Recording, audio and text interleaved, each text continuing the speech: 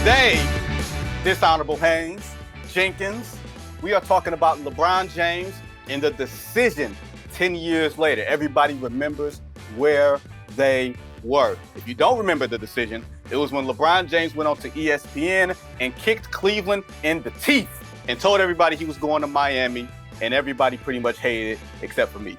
So let's get right into it. And I will give this to the dishonorable Haynes first. Was the decision the right move? I'm going to say this decision was the right move. We can debate on the way he did it, his approach to announcing the move. I think that's up for debate. But I can't tell a grown man where he should go, what destination he decides to choose for him and his family. Who am I to say so? Did I like the fact that him, Wade, and Chris Bosh were teaming up together and joining this powerful big three? No, not necessarily. But we knew LeBron was leaving. That was it. We knew it was a done deal. He was going out. That wasn't. I don't think that was a secret at all. But the fact that he went to Miami, it rubbed a lot of people the wrong way. But look, I can't. Hey, the man wants to live in Miami. He's lived in South Beach. He paid his dues. 7 years. 7 years in Cleveland. I spent 2 years in Cleveland and had enough. So the man paid his dues. I can't argue with the man if he wants to go spend 4 years in South Beach. He did that, had a tremendous time. Hey, more power to him. Mr. Jenkins, the floor is yours. I think it's hard to say something that raised $2 million for the Boys and Girls Club is a bad decision. You know what I'm saying? But it obviously rubbed people the wrong way. I don't think where he went was a bad decision. The Heatles were great. I enjoyed those years thoroughly, okay? It was fun watching them. But he was uncomfortable. He seemed unprepared. They stretched it out for 30 minutes. Like you said, he kicked Cleveland in the teeth, the hometown team, in front of the entire multiverse.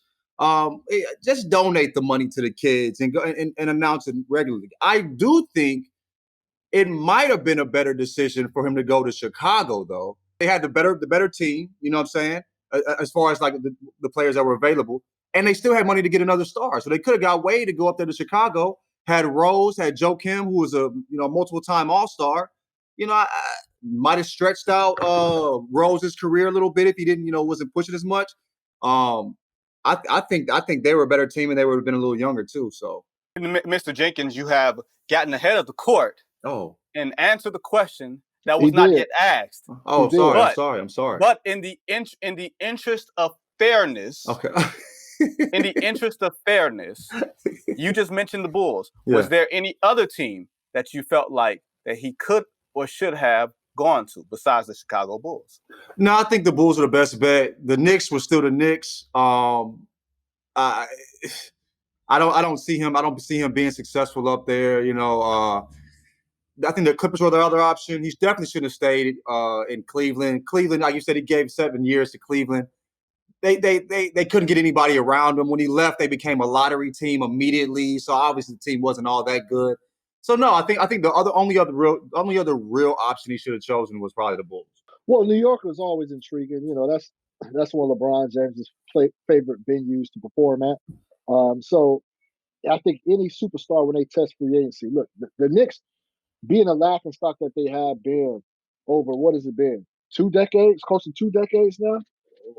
Pretty close, pushing that. I still believe athletes still consider them and think about being the player that's going to turn that franchise around. So they're always going to be in the mix, just in the thought process and the consciousness. Now, did LeBron really think about leaning like towards going there? No.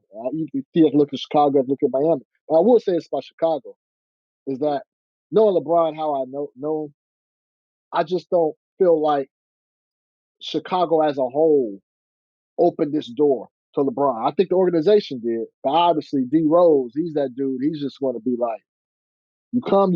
If not, oh well, I'm not doing this whole party, this whole invitation. And maybe, I think if he was much more engaged in his process in pursuit of LeBron, I think LeBron would consider him a little bit more. Also, playing in the shadow of Jordan, it would have been difficult. That would have always. he could have won 3 chips there, 4 chips every year, and that still would have been Jordan City. You know what I'm saying? In Miami, you know, that's Wade City too. But you know, Wade County. Wade, you feel me? Wade County. There we go. You know what I mean? But they were going to embrace him a little bit more than they were going to embrace him in Chicago. But I still think the team itself, they could have that'd have been an intriguing match. Like that'd have been intriguing to see LeBron playing with those guys.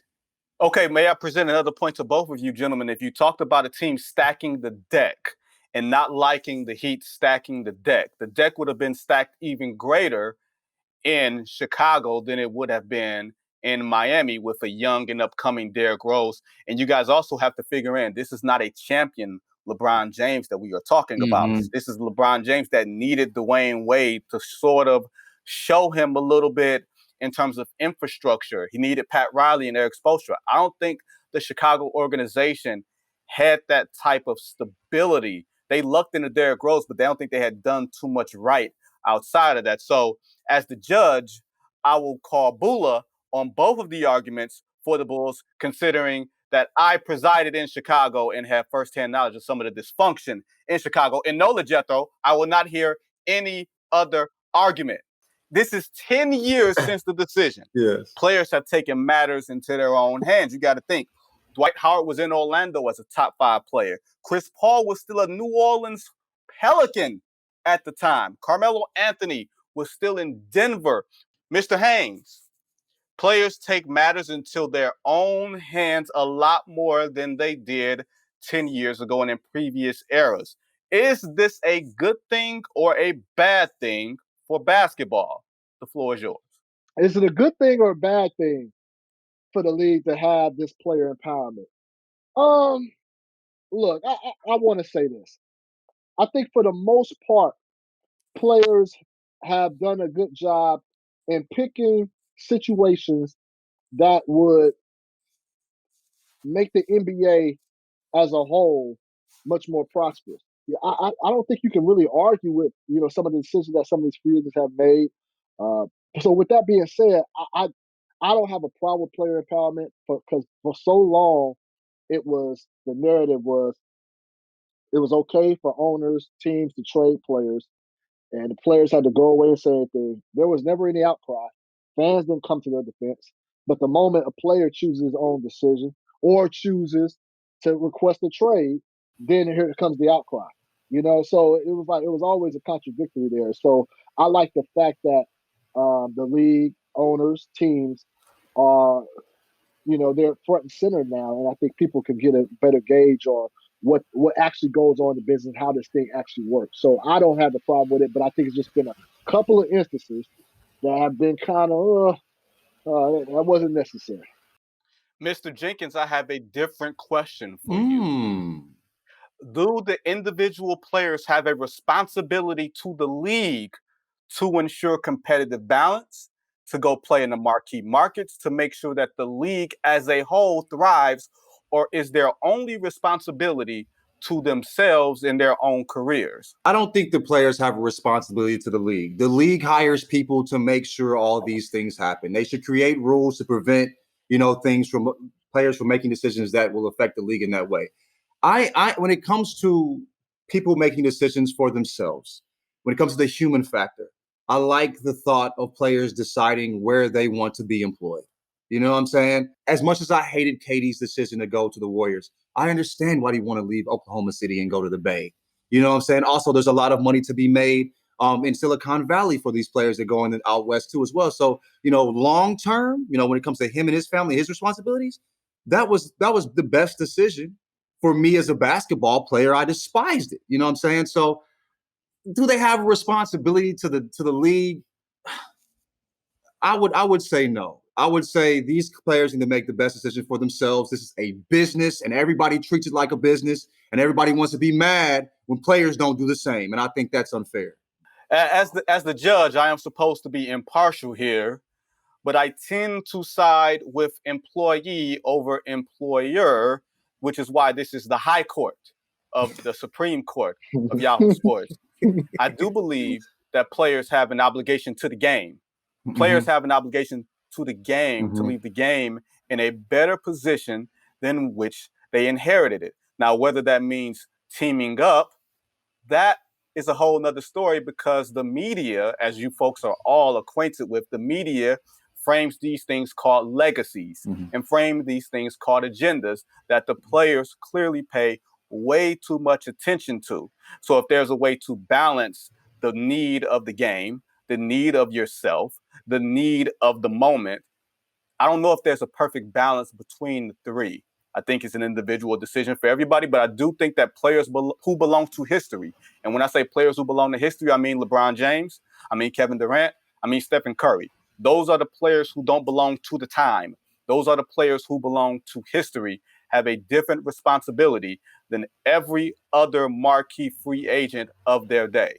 Now, whatever decision that results into something different. But I do believe that those three players have a responsibility to the game because they are not of this time. They are of history. So with that being said, as the judge, as finding Mr. Haynes in contempt earlier, I will rule in favor of the man with the Cartier glasses, a man who looks like he is from my hometown of Detroit, Michigan right now. I'll take it. So for LaJethro Jenkins and the dishonorable Chris Haynes, I am Vincent Goodwill for Yahoo Sports. This is Boxed In. Come and check us out.